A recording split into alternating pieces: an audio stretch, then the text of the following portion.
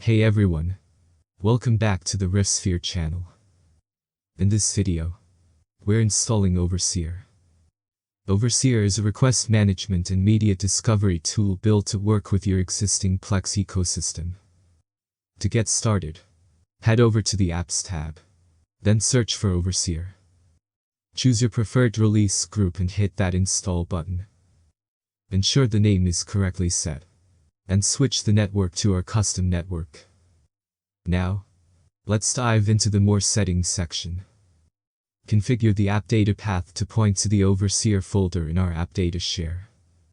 Make certain that PUID is set to 99, PGID to 100, and UMAS to 022. Finally, click Apply to complete the installation.